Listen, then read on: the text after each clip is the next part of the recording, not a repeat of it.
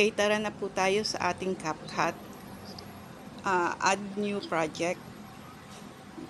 Click natin yung tatlong video na ating kakailanganin, tatlong clips. Then, ito yung una nating clip, yung nagbabasa tayo, then magugulat. Then, yung pangalawang clip is yung damit na malalaglag.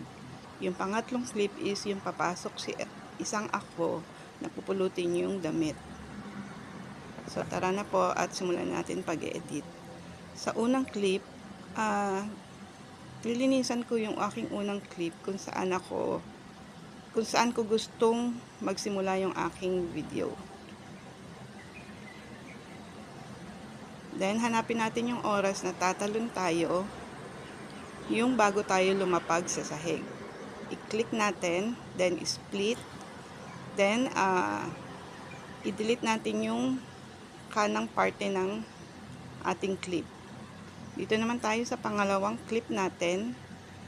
Hanapin natin yung oras na babagsak yung damit bago siya lumapag sa floor. Yun. Pag nahanap na natin, i-click natin, then split. Then punta naman tayo sa ating pangatlong clip. Yung papasok ako para pulutin yung damit. So, wala akong lilinisin doon. Punta po tayo sa ating second clip. Click natin. Then, hanapin natin si overlay. Overlay po natin siya. Then, bababa siya. Then, pagka overlay, hanapin natin yung si mask. Magmamasking po tayo. Hanapin natin si mask.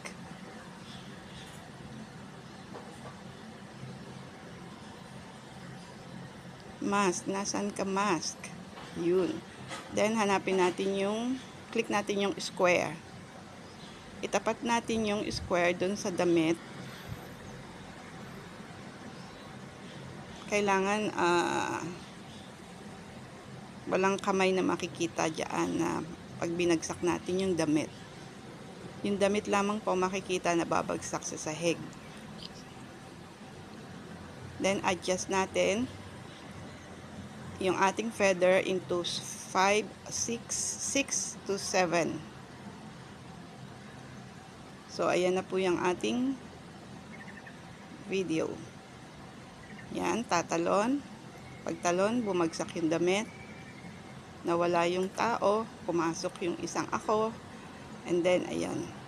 So, pwede na po natin siyang i-export. Panoorin po natin. Ayan. Tumalon, naiwan yung damit, pumasok. So, ayan, okay na po. Export na